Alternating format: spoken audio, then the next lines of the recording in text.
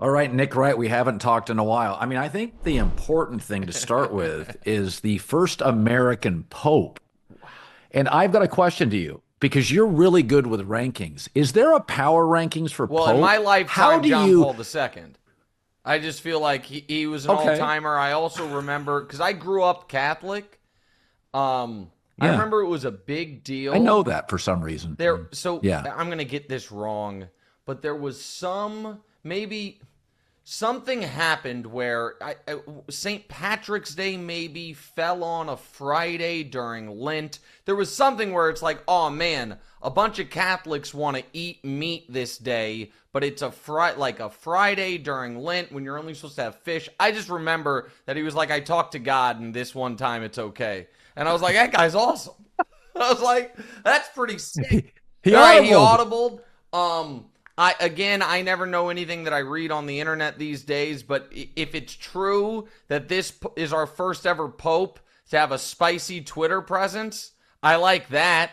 I also do think that in the midst of this Knicks run, the fact that the Pope went to Villanova has to be a good sign. Ex- Like, Well, I mean, right there, he's a right. culture guy. I mean, everybody that goes to Villanova is part of some sort of cool culture. I gotta tell you, I have probably over the last decade, maybe, I, you know, I don't want to say I've become less patriotic, but maybe that's what it is. I'm not sure. I've gotten less revved up. I feel like for most of us, people my age, we're at like peak patriotism post 9/11. Like, do we need to sign up for the military? Like, I need an American flag tattoo, and then maybe it's just waned slightly since then.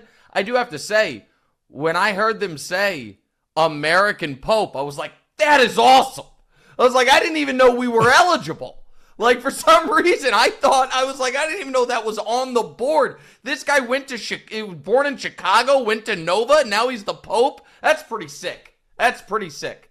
Well, Canada didn't have a say, and they're Yeah, I pissed mean, off at us. So, also, then I was reading more again. This is gonna, I, I now feel like the people on Twitter I hate who are just, if you check their timeline over the last 6 years, they've been an expert on everything from right, communicable diseases to election standards to tariffs to inflation. They just know everything about everything.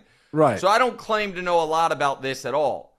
But I did read in the bio, I'm like, hold on.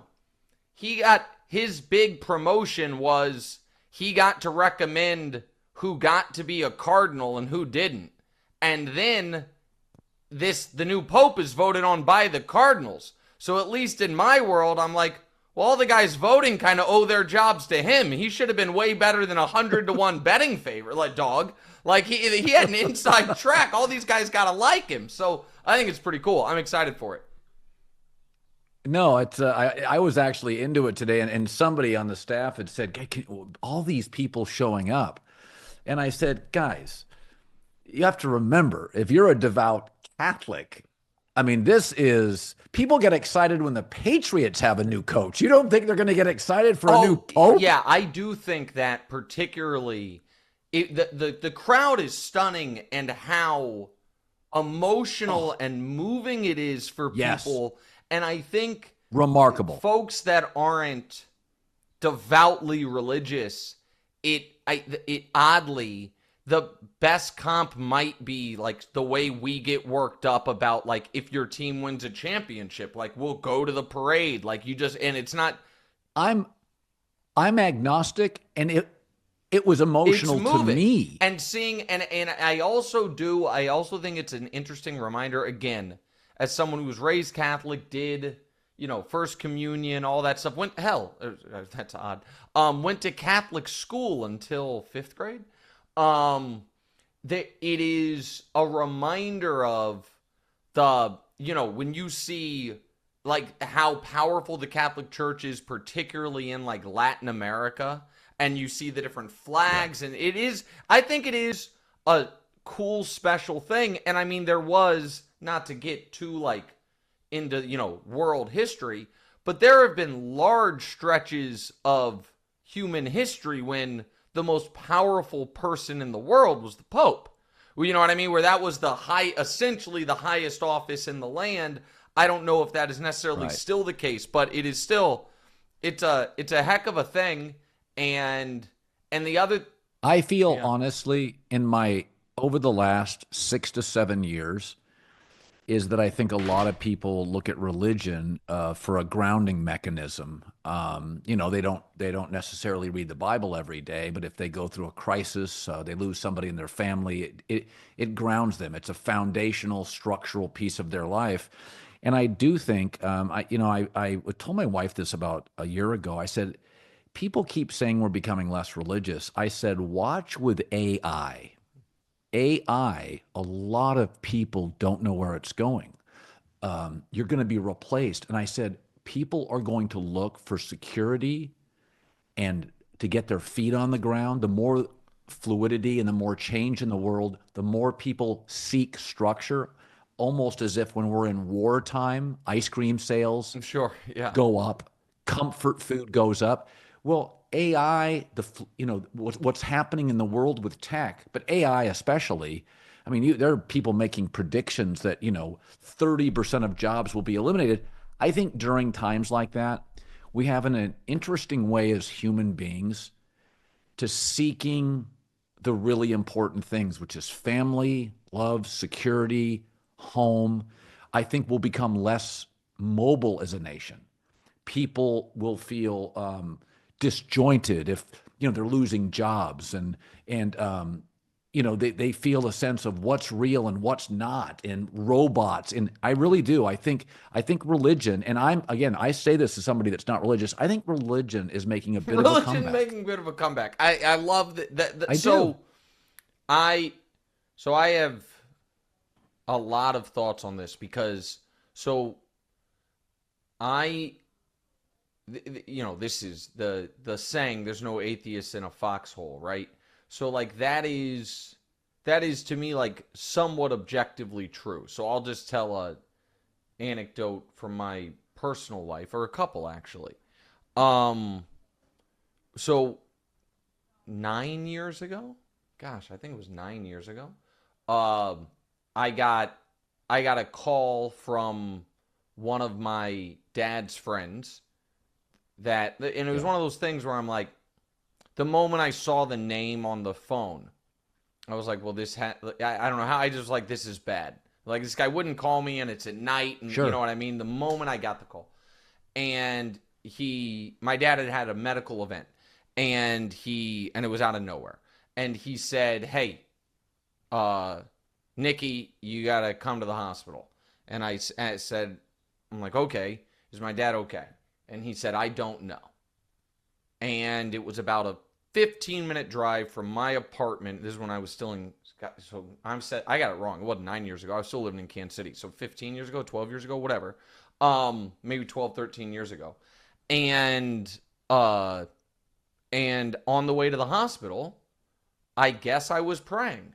I was, you know what I mean? I was talking to I was basically saying like, please let my Yeah. dad be okay. Like I was doing a thing that a lot of people have done in those spots, which is like you're like making deals. Like, if you let my dad be Yeah. okay, I'll what. And I should have maybe led with this. My dad walked out of the hospital a day and a half later, and is still with us now and doing great and still working everything. So he was fine. But in that moment, I was like, I've always said as an adult, I've always said I'm agnostic, but I sure didn't feel it then, like and then Yeah. I'll tell one other much more contemporary, which is we had it's coming up on a year here in a couple months. We had a very, very close young family friend pass suddenly. It was really like the worst type of thing. Seemingly totally healthy, and just a brain aneurysm, just done. And it was I was very close with this person, but this was one of my wife's two best friends in the entire world. And Oh, my wife is religious. And that is something that, as a family, like I don't think we're not over it, and I think we were with her mother day before yesterday. Like, we're still kind of all processing it. But I think the only thing that has allowed my wife to not like really break from it is her faith. Is the fact that she believes like she still feels like she not talks to, I don't want to speak for her, but like can feel her friend Ashley and a presence and like that. And so all of that. And I found myself a little envious almost that like, wow, that's a pitch I don't have, which is, you know what I mean? Like I think that's really cool. And also I see the real utility in it. And I obviously, and then I'll stop, work every day with an incredibly religious person in Brew. And I think I've said to anyone who, whenever people ask me about Brew, and then like if we actually have a real conversation, I always say he to me is the embodiment of what in an ideal world a religious person is, which is never preachy. I've never seen him be judgmental, but always carries himself, even as a grown man, as if like, hey, I don't want to disappoint. Like I have a standard to uphold, and I think it's for him the standard of the Lord, and wants to help people. And I find it I find it really, really endearing. And so I obviously didn't know we were going to talk about this, but I love talking about this. I love talking about random stuff with you. And so those are kind of my Pope takes. Sorry to interrupt this great video, but please remember to like and subscribe. Thank you. Now back to the video. And there's an argument to be made as you look at the camera. There is an argument to be made that I believe this, there's about a 6% chance you are the Shroud of Turin. You do have, there is like, so you want to somewhere between 6 and 8%. So I have to tell you something, and maybe they can make this breakout video for social. Right. And I wish, and maybe one of the producers can text it to you so you can see it. So there was a Star Wars character that a Star Wars cartoon, and I tweeted about it at the time. I'm not a Star Wars fan, so I can't remember it. But it would not be that hard to find. They made a Star Wars cartoon about a younger version of a famous older character. And that character, Colin, his likeness was me. It was so me that this part's going to be embarrassing. I did briefly talk to a lawyer like, hey, is this actionable if Disney is making $1 billion thing? And that's my face. It was unmistakably my face. Yeah, I'm watching it. It's right here. That right there. So that's a few years ago. There is a new movie out. I've seen that. A Jesus movie. It's another cartoon. I don't know if they based the cartoon, the likeness of Jesus off that character or off me. But when I tell you, and see if the producers can send this to you, when I tell you that in the new Jesus cartoon movie that came out 2 months ago, if you didn't know anything and you just got a still image of it, you would say, oh, someone drew a cartoon picture of Nick. And it is stunning that because I've now grown my hair and I guess the beard, and I guess in some depictions Jesus must have a weird nose, that there is that resemblance to how he is portrayed in modern media. And I'll tell you one funny story. Yeah. I was at a casino in Paris, and I'm walking down the stairs, and it's a fancy casino, like with a dress code, like you've got to wear a suit or a tux, whatever it is. And I'm walking down the stairs, and one of the security is like, I know you. And I have a moment where I'm like, this is awesome. I'm like, we're at a highfalutin casino in Paris, and I'm out here getting recognized. Like in my head, I'm like, this is sweet. This guy's got a thick accent. I don't even know how much English he speaks, and he watches First Things First. And I'm like, oh, I'm like, yeah, I do sports TV. And he's like, no, that's not it. And then he just starts laughing. He's like, Jesus, that's where I know you from. He was just making fun of me. And I thought he was a viewer, but he was just making fun of me because of the hair. Yeah, but so that's that. But pretty good. Go See, ahead. the only likeness I've ever had in my life, and it was bizarre. Oh, Here is, by the way, that new yeah, picture that of you. yes. Yeah, that one. That's they got to do it. If there's even a better one, but that's the movie. I mean, come on.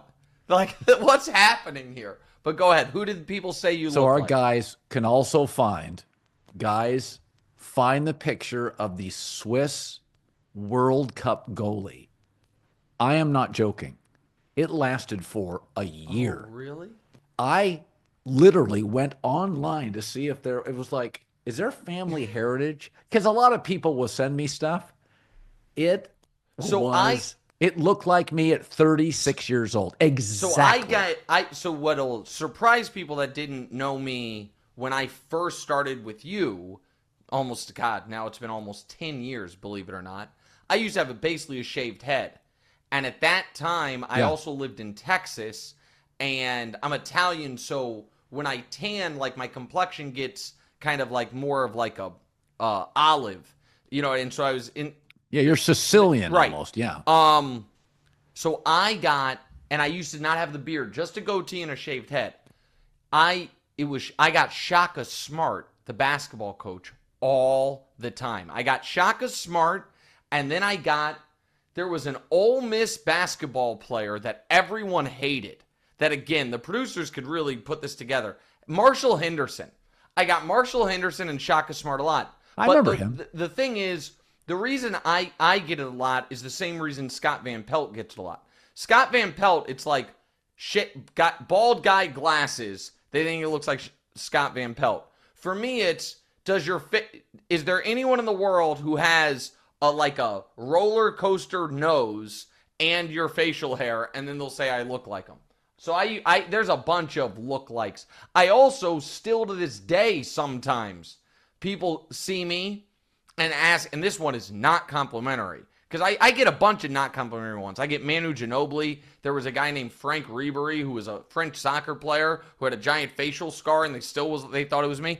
But Tom Green again. I get a lot of bad ones. I'm just gonna tell you, there's never been like a traditionally handsome man that people are like, is that you? It's always someone that has what you would call some unique facial features that they think I look like. Yeah. Yeah, I don't get a lot of Yeah. George Clooney either, pal. So we're even on that.